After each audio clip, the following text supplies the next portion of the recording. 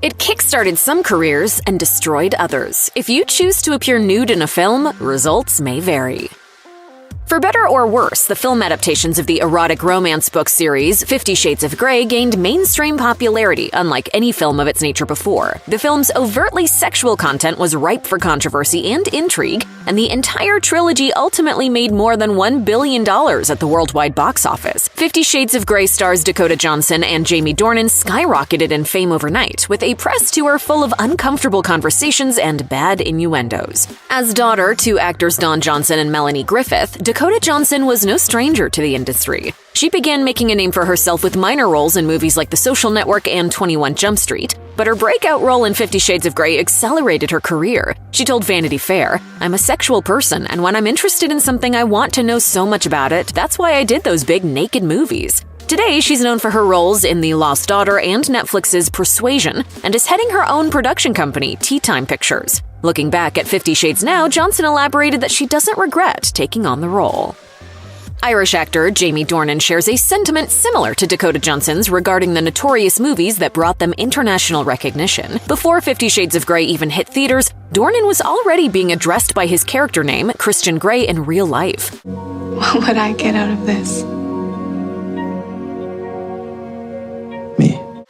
Speaking to Deadline, Dornan admitted that even years later he still struggles with being recognized as the character to this day. The actor has since done his best to separate himself from the franchise, starring in well-received films such as A Private War and Belfast, but he doesn't discount what the movies have done for his career. Speaking to British GQ, he explained, "The thing is, every move I have made in my career post those films I have only been able to do because of those films." As true as that statement may be, it's up to the individual as to whether or not Dornan will forever owe the 50 Shades fanbase for his success. No matter what Sydney Sweeney does, the conversation always comes back to her body, and it seems everyone has an opinion on what the young breakout star chooses to do with it. The hot topic first gained traction with her role as troubled teen Cassie Howard in the HBO series Euphoria, which frequently features scenes where the actor is nude. Although Sweeney has repeatedly expressed feeling comfortable on set and liberated by Cassie's sexual nature, viewers have criticized the show and its creator Sam Levinson for portraying unnecessary nudity of an underage character. No matter your opinion on the subject, Sweeney remains firm in her belief that she's in control, telling The Independent, "I'm very proud of my work in Euphoria. I thought it was a great performance, but no one talks about it because I got naked." Euphoria won't be the last project for which Sweeney participates in a nude scene. While the actor explained to People that she wishes that appearing nude on screen wouldn't immediately brand her as a, quote, sex symbol, she also shared with The Hollywood Reporter that she had no intention to stop performing nude as the need arises. Perhaps Sweeney's confident approach to filming nude will help the TV and film industry begin to have more open and respectful conversations around the subject. Despite its critical acclaim, the HBO series Game of Thrones has become infamous for its heavy-handed depictions of nudity, sex, and violence, particularly against female characters. One of those characters was played by Nathalie Emmanuel, who joined the cast as Missandei, one of Daenerys Targaryen's most loyal subjects in Season 3. By Season 7, she became one of the many actors who appeared nude on screen during an intimate moment with co-star Jacob Anderson. What happened? Many things. Many things. Emmanuel told Entertainment Weekly that she found being so vulnerable on screen to be quite a challenge. Emmanuel's character was generally well received by viewers until her graphic death in Season 8, which was heavily criticized in terms of imagery and plot development. Even so, her acting career took off in the following years as she landed roles in the Maze Runner and Fast and Furious franchises. However, her time on Game of Thrones has led to assumptions that she's open to doing nude scenes in other shows. On the Reign with Josh Smith podcast, she explained, "I've had people challenge me and be like, but this part requires that. And I said, that's fine if you require that in the part. I don't feel comfortable doing that level of nudity." Luckily, it seems that people have been respectful of that boundary more often than not. When Emilia Clarke took on the role of Daenerys in Game of Thrones, her life changed forever. In addition to quickly gaining worldwide recognition, she became one of the highest-paid actors on television and received multiple award nominations all within a few short years. However, only 23 years old at the time and still early in her career, Clarke felt blindsided by the nudity required from her for the show. Speaking to Dax Shepard on the Armchair Expert podcast, she explained that she'd only been on film sets a handful of times before she started filming Game of Thrones, so being naked in such a crowded environment was quite an adjustment for her. Eventually, however, Clarke learned to stand up for herself and become more comfortable performing in nude scenes. She explained that as the show progressed, she felt more confident standing up for her own privacy. Clarke has had no problem securing jobs since Game of Thrones and has even had to be picky with which roles she accepts. When 50 Shades of Grey came knocking at her door with an offer to play the leading role, Clarke told The Hollywood Reporter she turned it down without regrets, as she didn't want another intensely nude role to affect how the public saw her career. When you think of Meg Ryan, it's likely that her widely successful romantic comedies come to mind. Whether she meant to or not, throughout the 1990s, Ryan crafted a lighthearted good girl image for herself, with roles in films like When Harry Met Sally, Sleepless in Seattle, and You've Got Mail. However, in 2003, Ryan starred in a film unlike anything she'd done before, completely polarizing her fans in the process. In Jane Campion's erotic thriller In the Cut, Ryan received such an adverse reaction to performing a graphic nude scene that it ended up being an unexpected turning point in the actor's career. Despite some backlash from viewers, Ryan told the New York Times she had a great time filming the movie, but was unsure how to proceed with the public's response. She explained, "Sexuality in Hollywood is so complex. I don't know if it was brave or cowardly of me to sort of bob and weave around the issue."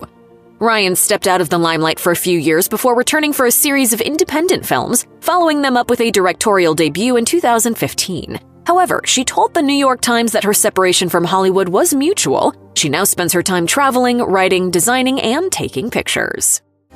Halle Berry's career quickly took off in the 90s with her 1991 film debut in Spike Lee's Jungle Fever. Just 8 years later, she received critical acclaim for her performance in the HBO biopic Introducing Dorothy Dandridge, which gave her the confidence to take more risks.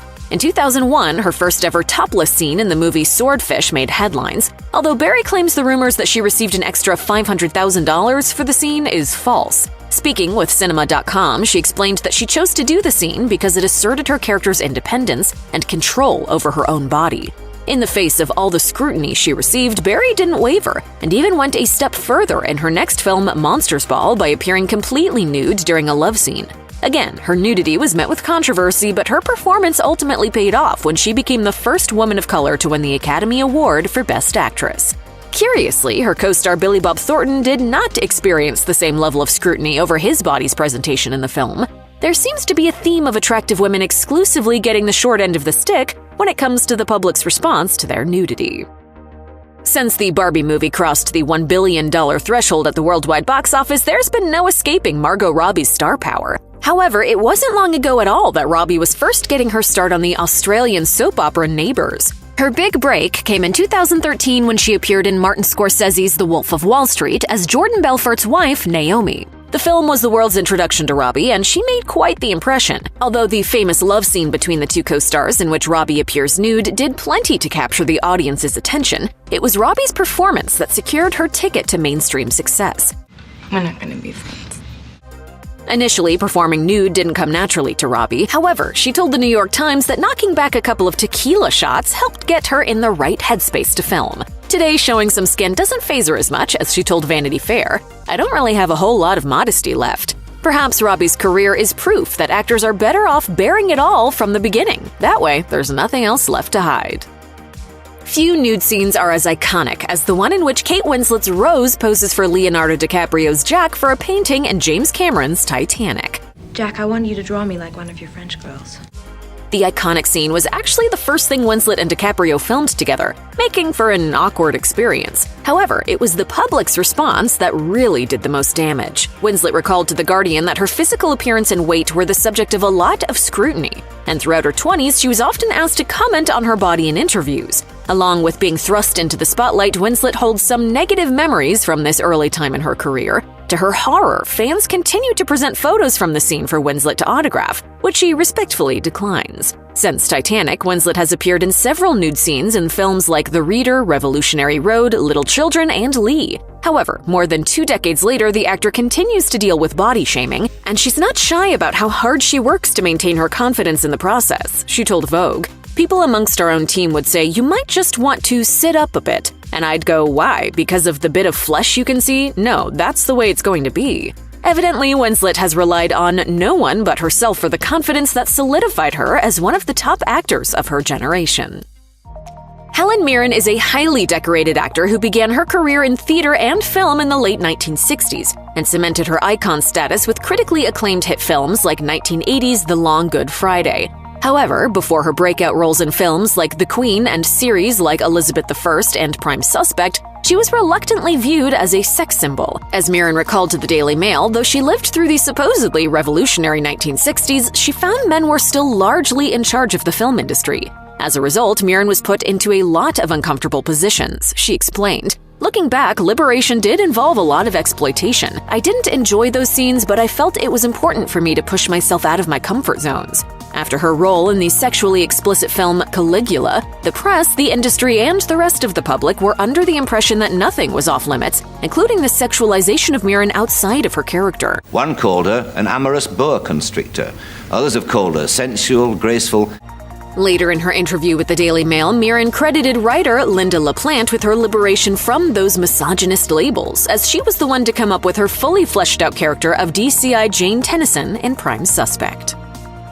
If you haven't kept up with Daniel Radcliffe's career since his years portraying the boy who lived in the Harry Potter film series, you may find his addition to this list surprising. However, in an attempt to break out of the Harry Potter mold, Radcliffe has spent the last decade taking on drastically different roles, which have included a fair amount of nudity on both stage and screen. From Radcliffe's perspective, the constant nudity isn't exactly a conscious career choice. He explained to The Guardian that it just happened to work out that many of the roles that interested him have required some degree of nudity. Radcliffe is well aware of the reputation he's crafting, and he isn't exactly thrilled about it. When it came to a discussion about a potential nude scene in the series A Young Doctor's Notebook, Radcliffe pushed back, noting that he'd appeared nude in 3 different projects the year before filming the show. As Radcliffe put it to the publication, "At some point, everyone's going to start assuming I'm an exhibitionist."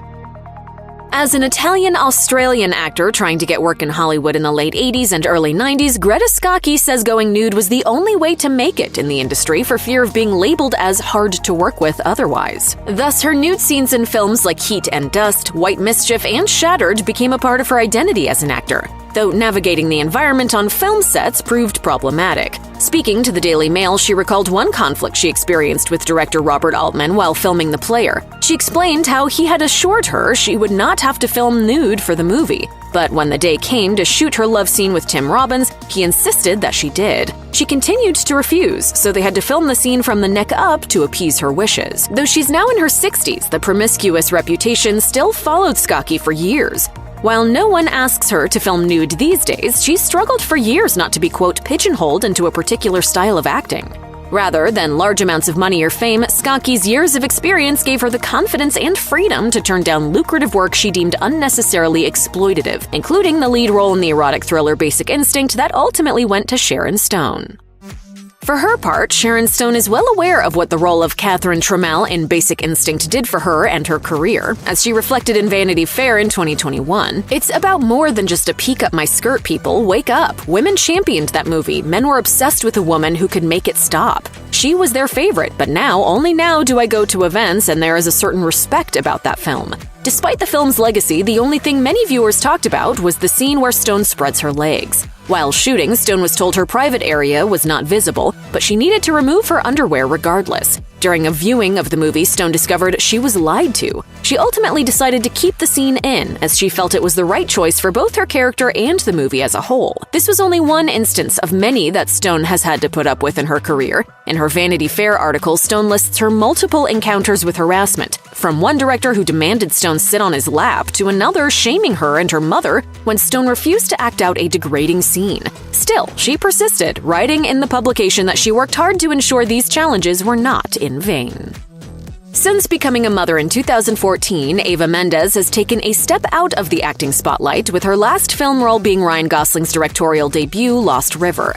As she was getting her start, however, her looks were a hot topic among many. Perhaps her brief semi-nude scenes in her breakout film Training Day gave people the impression that Mendes was satisfied with being regarded as a sex symbol. Regardless, she started getting a lot of attention after Training Day came out. Mendes told The Sun that she feels capable of exuding sexuality while acting in roles like that, but she does not see it as her only talent. She explained, "I know I can do the kind of work where people are going to recognize me just as much for my determination and sensitivity and humor as for being sexy." Ultimately, Mendes hasn't let the scrutiny discourage her, and she's managed to make a name for herself in both comedic and dramatic projects for well over a decade. No male Hollywood actor has spent more time nude on screen than Ewan McGregor, appearing full frontal on multiple occasions since his claim to fame in 1996's Trainspotting. As far as McGregor is concerned, it's not as big of a deal as everyone makes it out to be, and he's fine with doing it if it makes sense. However, he told The Telegraph that on multiple occasions he's refused to go completely nude if he didn't see it as necessary for a given scene. Whether he's flashing his member in Velvet Goldmine or pantsless on the toilet in Trainspotting, his nude scenes are almost always memorable. However, most of his record-breaking on-screen nudity comes from the 1996 erotic drama The Pillow Book, in which McGregor plays an English translator sent to Japan who spends most of the movie without clothing. Since reaching the age of 40 in 2011, McGregor has been trying to shake off his nudist reputation by swearing off explicit scenes altogether, especially with younger actresses. While the actor holds no regrets toward his past nude scenes, he told Express that he wants to ensure that any women he acts with feel comfortable and respected on set. While one might assume that having two parents well-versed in the entertainment industry would have protected a young Angelina Jolie from the exploitation often prevalent in Hollywood, that unfortunately wasn't the case when she was cast in Cyborg 2 at the age of 17. When casting a minor, certain rules and regulations are put into place for a reason.